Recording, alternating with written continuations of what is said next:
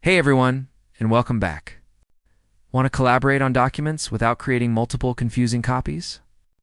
In this video, I'll show you how to use version control and co-editing right inside Bitrix24. First, for co-editing, you need to use a connected app.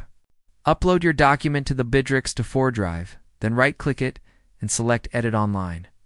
This will open it in Google Docs Office 365, or the Bitrix2 for a document editor where multiple people can edit simultaneously. To see the version history, go back to the file in your Bitrix24 drive.